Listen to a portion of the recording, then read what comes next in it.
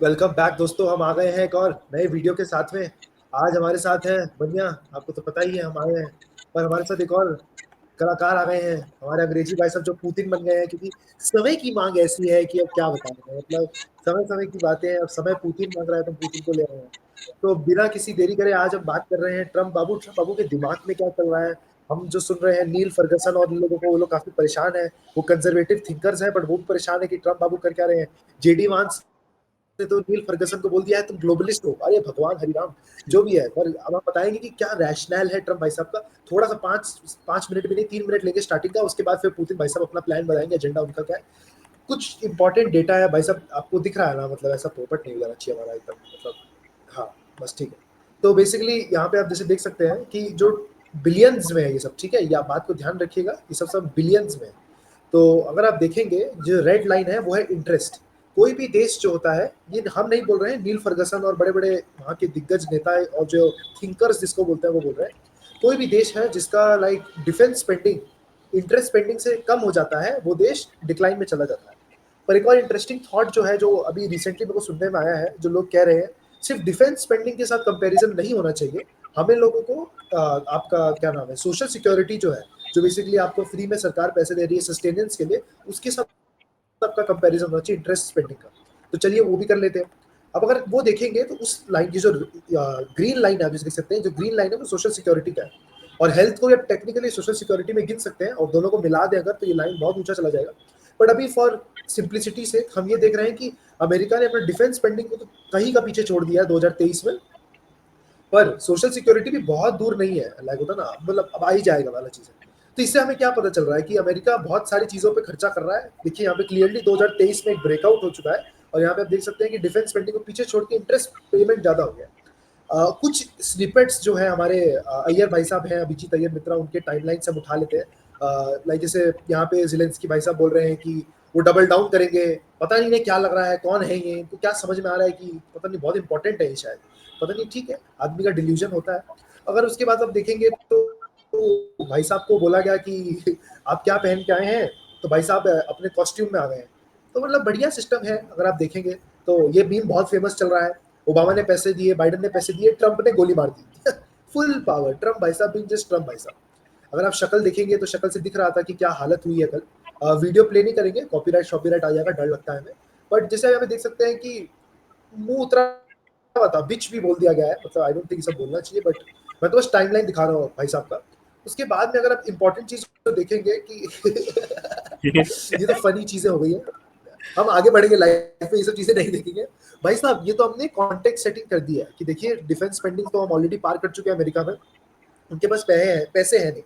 अब उनका social security से भी अगर आप कंपैरिजन करें उनका इंटरेस्ट पेमेंट का, तो वो भी बहुत दूर नहीं है, जैसे हमने आपको दिखाया। तो ये जो पूरा स्टांस है कि स्टारमर भैया आए, मैक्रोन भैया आए, मोदी जी आए, जापान का आ गया वो प्राइम मिनिस्टर, सब आए, सब अपना माथा टेके इज्जत से बोले भैया नमन है आपको, आप महान है, आपको जो चाहिए हम देंगे। ये ज़ेलेंस्की को ऐसा क्यों लगा कि वो अलग है, मतलब आगे एटीट्यूड दिखा रहा है, मतलब ये तो बेवकूफ़ी है, मतलब क्या है, लॉजिक ही नहीं है इस बात का। ओपनिंग रिमार्क्स भाई साहब। सो ट्रम्प है एक बिजनेसमैन। आप समझ लीजिए कि यस, अमेरिका एक कंट्री नहीं, अमेरिका एक बनता कंपनी है। है। ठीक है। और अगर यस, अमेरिका एक कंपनी है, तो अगर बिजनेस घाटे में जाने वाला होता है, एक कंपनी घाटे में जाने वाली होती है, तो उसका सीईओ क्या करता है, देखता है कि भाई कहाँ कहाँ गलत स्पेंडिंग जा रही है। उसी तरीके से वो सोचता है भाई यहाँ पे गलत स्पेंडिंग जा रही है, रोको। यहाँ पे कुछ गड़बड़ हो रही है, रोको। यहाँ पे कुछ हमारे फायदे की बात क्या है वो सोचो पहले, बाकी सब तेल लेने जाए। तो अब यूक्रेन भाई साहब है, वो मिलिट्री इक्विपमेंट ले रहे थे, वो सब ले रहा था। और ट्रंप को ये समझ आएगा कि यूएस रशिया पे सैंक्शंस लगाने से हमें हमें ही नुकसान हो रहा है। वो एक तो चाइना के नजदीक जा रहा है, और हम आग में घी डालने का काम कर रहे हैं। घी यानी कि पैसे देने का यूक्रेन को, और वो जो सारे नेटो नेशंस है उसको। और हमारा कुछ फायदा हो नहीं रहा है, हम तो लुटते ही जा रहे हैं, लुटते ही जा रहे हैं, लुटते ही जा रहे हैं। और इस साइड चाइना बहुत ही बड़ा प्लेयर बन रहा है, बहुत ही बड़ा प्लेयर बन रहा है। और फ्यूचर क्या है इसमें? फ्यूचर ये है कि साला हमें नुकसान हो जाएगा। तो इससे अच्छा है कि ये सब लफड़ेबाजी से छूटो। जैसे ही अफगानिस्तान से हम भागे थे, उसी तरीके से ये सब। अमेरिका को कोई फर्क नहीं पड़ता है कोई देश बर्बाद हो जाए तो, उसे कोई फर्क नहीं पड़ता है। वो ह्यूमैनिटी की बात है, वो सब एवे ही है भाई। सबसे बड़ी बात जो है वो है कि हमारा फायदा कहाँ है। और किसी ने बोला था, अमेरिकन प्रेसिडेंट था शायद, कि अमेरिका का दुश्मन होना ना वो डेंजरस चीज है। बट अमेरिका का दोस्त होना है ना, वो उससे भी खतरनाक चीज है। आप उससे भी समझिए, ज्यादा। तो भरोसा नहीं कर सकते आप अमेरिका का। और यही तो गलती कर गए यूक्रेन के भाई साहब कि उनको पता नहीं था कि बाइडन के चले जाने के बाद ट्रंप आने वाला है या फिर कोई रिपब्लिकन आएगा 5 साल के बाद फ्यूचर में, आने ही वाला था। बट यहाँ पे इंडिया जिस तरीके से बैलेंस बना रहा था बाइडन एडमिनिस्ट्रेशन के साथ और ट्रंप एडमिनिस्ट्रेशन के साथ, यूक्रेन के जेलेंस्की ये नहीं कर पाए। यूक्रेन पूरे के पूरे बाइडन के झूले में बैठ गए। जेलेंस्की भाई साहब कुछ नहीं होगा, कुछ नहीं होगा, और ट्रंप आ गया, सडनली सब कुछ चेंज।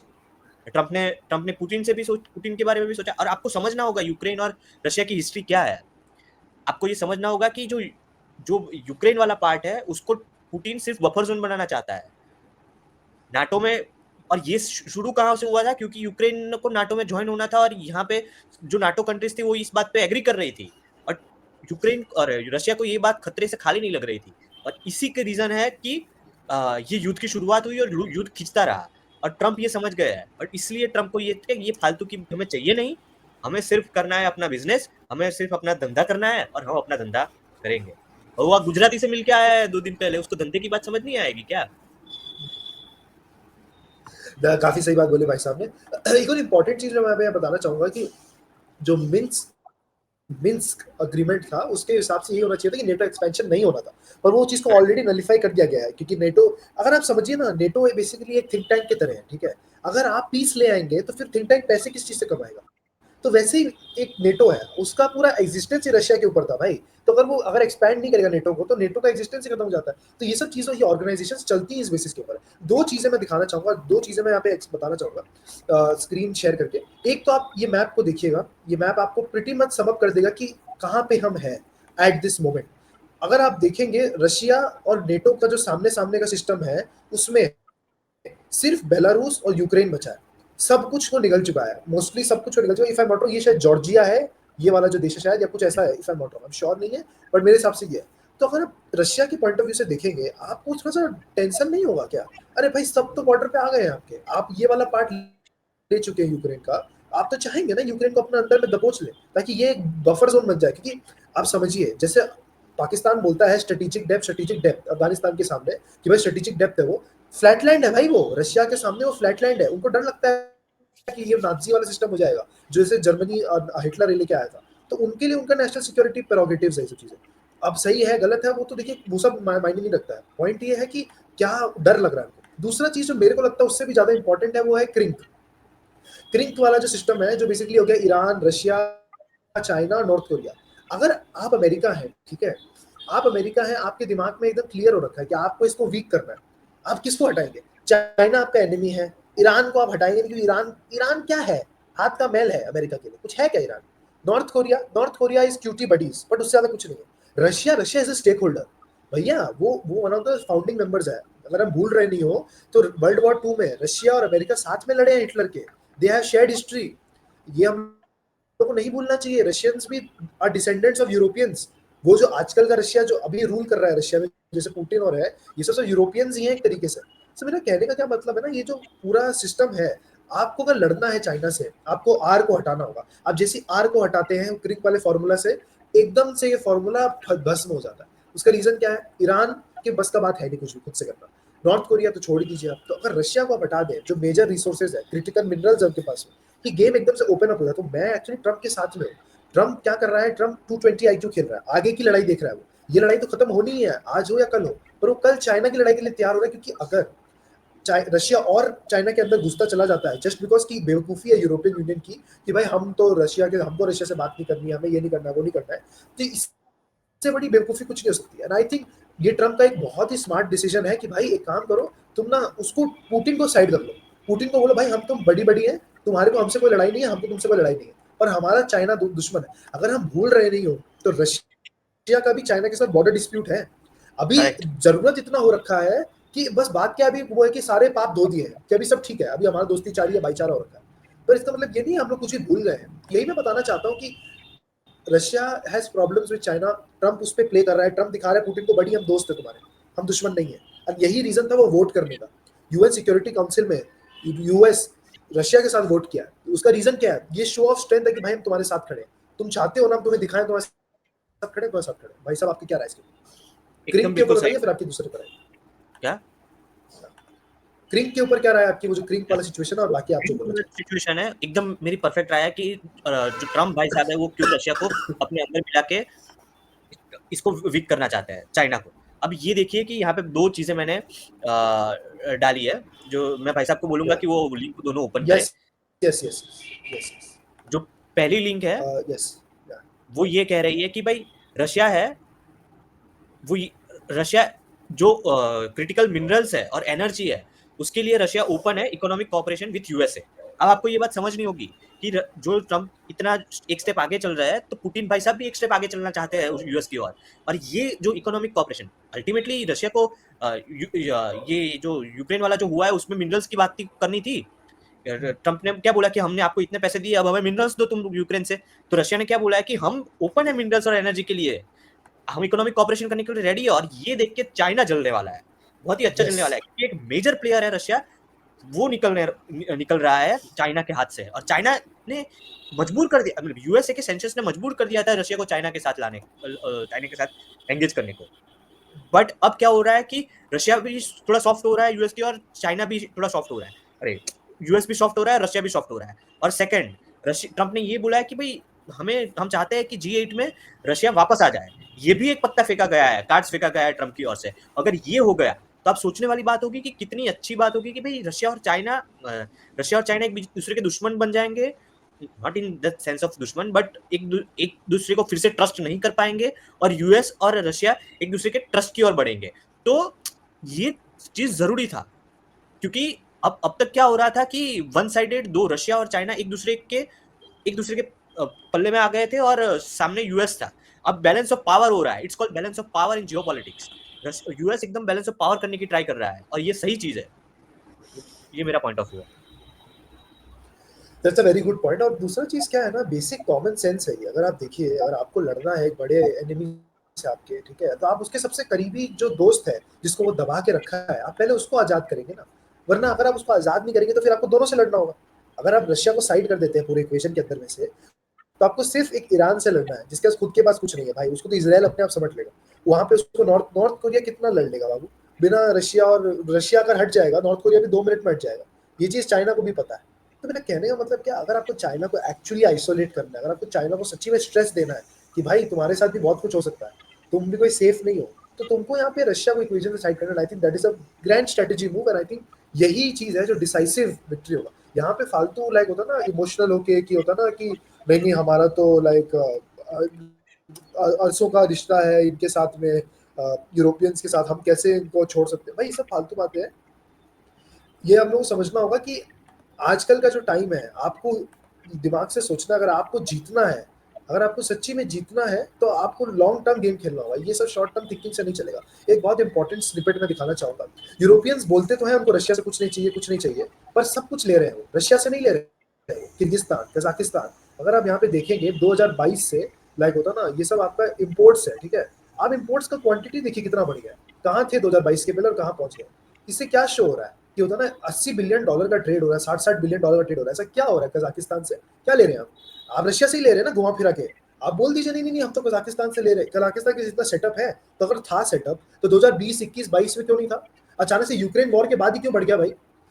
तो ये सब जो हिपोक्रेसी है ना ये यूरोपियन नेशंस की, कि भाई नहीं नहीं अमेरिका आप हमें छोड़िए मत, आप क्या करिए सैंक्शन कर दीजिए, आप अपना इकोनॉमी को तबाह कर दीजिए।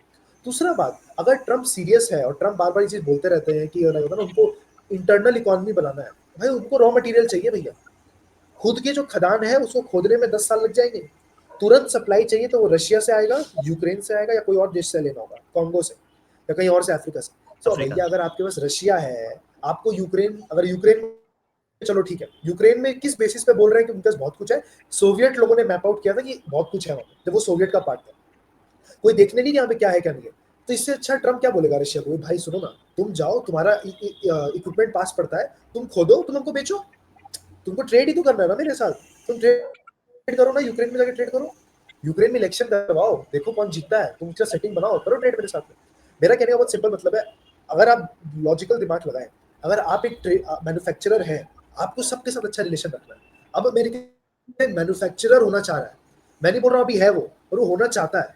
तो अगर वो मैन्युफैक्चरर होना चाहता है तो दो चीज होना होगा, या तो उनका केपेक्स जो है, जितना उन लोगों ने मशीन बनाया है, वो सब वसूल हो जाए, जो चाइना का हो गया है। तो इसलिए अब चाइना इतना मसल फ्लेक्सिंग करते रहता है, बातचीत कर रहा है दुनिया में कि हमसे तुम कर लो, ऑप्शन ही नहीं है, किसी की कैपेसिटी नहीं है उतना बनाने का जितना हमारे पास है। दूसरा ऑप्शन क्या है, तुम इंडिया की तरह बनो, लाइक होता है जो अमेरिका कर रहा है कि अपने को भाई किसी से मतलब नहीं है, अपने को अपने आप से मतलब है, लाइक होता है ना, लाइक बहुत इंपॉर्टेंट एक अच्छा चीज है जो मैं कहीं सुन रहा था किसी इंटरव्यू में कि एक औरत से, वो औरत है क्या नाम उसका, द प्रिंट में आई थी वो, उन्होंने बोला कि India did the most Gujju thing ever. जब वॉर हो रहा था हम लोगों ने तेल बेचा, खूब बेचा हमने तेल, लाइक क्योंकि उस समय लॉजिकल वो था, भाई हमें अपने पैसे कमाने, हमें इतने 1.4 बिलियन, भैया हम पे टाइम कहाँ है, हम इतना ऐसा फालतू लाइक लोगों के बातचीत में फंसे। दूसरा चीज, ट्रम्प भाई साहब ने क्या बोला है, $5 मिलियन में आप आइए, आपको गोल्डन कार्ड दे देंगे। ये जो सारा कुछ सिस्टम बना रहे हैं वो, ठीक है, क्रिप्टो करेंसी के ऊपर सबमिट करना चाह रहे हैं, सब कुछ का कहने का मतलब ये है, हमको लड़ाई झगड़ा नहीं करना है, हमको एक मैन्युफैक्चरिंग बेस बनाना है। आज नहीं बनेगा वो, 15 साल लगेगा, पर हर एक देश को मजबूर कर देना है कि तुमको यहाँ आगे मैन्युफैक्चर करना पड़ेगा। लाइक एक बहुत इंपॉर्टेंट स्निपेट है भाई साहब, कुछ अगर बोलना चाहे बोलिए, ढूंढ लेते तब तक कि सेमीकंडक्टर का जो मैन्युफैक्चरिंग है वो सबसे ज्यादा किस तरफ शिफ्ट हो रहा है, वो अमेरिका जा रहा है सबसे ज्यादा, क्योंकि ताइवान के बाद में जो नेक्स्ट पावर शिफ्ट है, जो जहाँ पे सबसे ज्यादा सेटअप बन रहा है वो अमेरिका है। सो बेसिकली क्या है, ये जो पूरा सेटिंग है आने वाले टाइम में, ये पूरा अमेरिका की तरफ शिफ्ट हो रहा है। भाई साहब क्या राय है आपको इसमें? और आप कुछ दिनों पहले वो जो स्ट्रेटेजिक टेक्नोलॉजी के लिए अमेरिका ने टीयर 1, टीयर 2 और टीयर 3 कंट्रीज भी उसके बारे में भी एक नोट जारी की है, जिसमें वो देखते हैं कि कौन कौन टीयर 1 कंट्रीज है जिसको हमें स्ट्रेटेजिक टेक्नोलॉजीज देनी है, और हमारे जो जो पार्टनर्स है, जैसे बड़े बड़े जो टेक जायंट है, वो कहाँ पे डेटा सेंटर्स और कहाँ पे वो सब बनाएंगे, वो सारी चीजें टीयर 1, टीयर 2, टीयर 3 सिटी में बांटी गई है। तो उससे भी आपको समझ आएगा कि कौन कितना क्लोज है। और अभी भी हम यूएसए के कोई दोस्त नहीं है, भले ही हम कह दें कि भाई ट्रम्प आ गया और इंडिया को थोड़ा सपोर्ट है, but no, we have to make our own technology, तभी ये हो पाएगा। और ये आपको समझना होगा, तभी किसी ने बोला ना मोस्ट गुज्जू थिंग हमने की है, वो सही था, क्योंकि आपको समझना होगा कि हमें तो अपना ही देखना है भाई। अमेरिका कल बदल जाए, कल वापस से कोई और आ जाए, तो हमें वो फायदे में नहीं है, वो हमारे नुकसान में ही है। तो इतनी सी बात है। तो मैं एग्री करता हूँ कि भाई अमेरिका जिस तरीके से चल रहा है, वो अपने ultimately now Elon Musk and this Trump both are businessman, they are pure doing business in USA, they are country like a company only, so we have to think. एक अब इम्पॉर्टेंट चीज़ जो मेरे को लगता है, जो मैं दिखाना चाहता हूँ, फटाफट से मैं थोड़ा सा शेयर कर देता हूँ स्क्रीन को। ये वाला मैं डेटा पॉइंट की बात कर रहा था, जहाँ पे अगर आप देखें 2027 के फोरकास्ट को, अगर आप देख पा रहे हैं यहाँ पे स्क्रीन पे क्लियरली, आने वाले टाइम में अमेरिका जो है उसका ही सबसे ज्यादा शेयर बढ़ रहा है। कोरिया का 1% बढ़ा है, जापान का 4%, चाइना का घट रहा है, और ताइवान का भी घट रहा है। तो बेसिकली क्या कर रहा है, यूएस अपने तरफ टान रहा है पूरे चिप वाले चीज को, ये जो पूरा गेम है वो अपने तरफ टान रहा है, which I feel is very important आने वाले टाइम। और एक और इंपॉर्टेंट स्निपेट डेटा पॉइंट मैं और दिखाना चाहूंगा, वो ये है कि कैसे लाइक होता ना, जो ट्रम्प का टैरिफ टॉक है, सबसे ज्यादा डेफिसिट किसके साथ है, मेरे को लगता है ये सबसे इंपॉर्टेंट डेटा पॉइंट है। लड़ाई घर की है, ये घर की लड़ाई है, तो ये बाहर में दिखा रहा है वो कि बाहर की लड़ाई है। मेक्सिको, कनाडा, जर्मनी, आयरलैंड, देखिए ट्रम्प किस चीज पे फोकस कर रहा है, ट्रम्प फोकस कर रहा है कि कौन कौन से सेगमेंट है जहाँ पे सबसे ज्यादा एम्प्लॉयमेंट जनरेट कर सकता है। ऑटोमोटिव, लाइक होता है ना, उसके बाद आपका वुड, आपका बेसिक ऑयल जो इंडस्ट्री है वो सब। तो कहने का बहुत सिंपल मतलब है, क्रॉस बॉर्डर ट्रेड जो है ना, वो खत्म करना चाहता है उस चीज को, मेक्सिको कनाडा के साथ। उससे करंटली बहुत हर्ट होगा जो अमेरिकन कंपनीज है, लॉन्ग रन में I think it's a beneficial play, और आई थिंक ये हेल्प ही करेगा। भाई साहब क्या राय है आपकी, लास्ट कुछ कमेंट्स कर देते हैं, 23 मिनट का लास्ट वीडियो हो गया, ऐसे तो काफी लंबा हो गया। Last comment, Yeah. सिंपल सी कमेंट है एकदम। जी तो हिस्ट्री थी, हिस्ट्री में आप देखेंगे ना, शिप्स जो होते थे, शिप्स वो पूरे जियोपॉलिटिक्स को नैरेट करते थे। या उसका मतलब है ग्लोबल ट्रेड और कॉमर्स, जो तो जो शिप्स होता है वो जियोपॉलिटिक्स को नैरेट करते थे। Now the thing is chips, chips will narrate the geopolitics, ठीक है। तो जो भाई साहब ने मैप, जो डायग्राम बताया, तो आपको समझना होगा कि ताइवान से कम हो रहा है और यूएस इसमें रेस में आगे बढ़ने की ट्राई कर रहा है। तो हमें सोचना होगा कि now I am coming to the India's point of view कि हमें क्या करना है। हाँ नहीं सही बात। हम अभी तक सिर्फ इतना ही फोकस कर रहे थे, सर्विस इंडस्ट्री पे फोकस कर रहे थे। Now we have also think on manufacturing sector, क्योंकि मैन्युफैक्चरिंग जब तक नहीं होगा तब तक हम अपने आप को खड़ा नहीं कर सकते। That is my point. That's a very good point मेरे हिसाब से। और जो अभी का जो स्ट्रक्चर है, जैसे हमने कुछ वीडियोस पहले भी बताया बायोगैस के बारे में, न्यूक्लियर के बारे में और हाइड्रोजन के बारे में, इंडिया ग्रोथ के ऊपर फोकस्ड है। इंडिया का एक ब्रॉड टारगेट है कि हमें जॉब्स क्रिएट करने हैं, हमें मैन्युफैक्चरर बनना है। पॉलिसीज आई वुड से धीरे धीरे शिफ्ट हो रही है, आई डोंट एक्सपेक्ट कि कल शिफ्ट हो जाएगा, पर आई थिंक एक अंडरस्टैंडिंग सबको आ गया है कि देखिए अगर हम नहीं बनाएंगे कोई चीज़ को तो दिक्कत हो जाएगा, सब कुछ इम्पोर्ट नहीं किया जा सकता। राइट नाउ इंपोर्ट किया जा सकता है ताकि अपना खुद का इंडस्ट्री बने, और लॉन्ग टर्म गोल यही होना चाहिए कि जल्द से जल्द अपना सेल्फ सफिशिएंसी जितना हो सके सप्लाई चेन में 40% 50%। एप्पल भी जैसे इंडिया पे फोकस कर रहा है क्योंकि एप्पल को भी समझ में आ गया कि भैया यहाँ पे इनफ एक लेबर पूल है जो उनका ग्लोबल डिमांड को मीट कर सकता है, अगर कॉन्ट्रैक्ट्स लंबा लंबा दे सकता है वो। तो ये सब चीजें जो मेरे हिसाब से गुड साइंस है इंडिया के लिए, वो पीएलआई स्कीम हैज वर्क, और बहुत सारी चीजें हैं। व्हाट आई फील आने वाले टाइम में ये ट्रम्प टर्म बहुत प्रेशराइज करेगा इंडिया को। मार्केट्स जैसे आप देख रहे हैं ब्लड बाथ पे है एकदम, लाइक ये 2025 का साल पूरा ऐसे ही जाने वाला है मेरे हिसाब से। अगर आप इस पूरे सिनारियो को देख रहे हैं जो कुछ हो रहा है उससे अगर आपको रीडिंग ले सकते हैं, वो ये है कि it is time India competes. हमने बहुत ज्यादा लाइक होता है इंडिया को सेफ्टी नेट में रख के रखा है। टेस्ला इंडिया में आ रहा है, 15% हो गया है import tariffs. I think now it's time कि टाटा मोटर्स, महिंद्रा, जितने भी बड़े प्लेयर्स हैं वो बड़े रूप में आए और दिखाएं कि भैया नहीं, we are actually better, we are good at what we do, हमारा प्राइस पॉइंट बेटर है, हमारा कस्टमर एक्सपीरियंस बेटर है। टेस्ला बाहर की कंपनी है और वो हमारे जितना कभी नहीं बेच पाएगी। यहाँ पे अब रादर देन शील्डिंग अपने कंपटीशन को, India needs to really compete and show. आज अगर इंडिया टेस्ला को इंडिया में हरा देता है, दैट सेट्स अ प्रेसिडेंट कि भाई India is ready for a European market, India is ready for a American market, India is ready for a global market in general. And I think this is very important. I think automotive industry से first start होगा। I think धीरे धीरे धीरे धीरे Trump बाबू 4 साल में पट द्वार खुलवाते रहेंगे इंपोर्ट्स को लेके, पर वो एक ब्रॉडर डिस्कशन है किसी और दिन के लिए। आज का वीडियो में यही समाप्त करेंगे। पुतिन भाई साहब आए थे आज, बहुत अच्छा लगा बातचीत करके। उसके साथ अल्टीमेटली हमारे लिए आपदा में एक अवसर है, उसको यस याद रखना चाहिए हमें। यस, हमारे चीफ मिनिस्टर भी आ गए हैं, रेखा गुप्ता जी, तो आपदा तो हट चुकी है। मैं नई दिल्ली से आपका स्वागत करता हूँ। चलिए नई आगे भी साथ में, बाय बाय।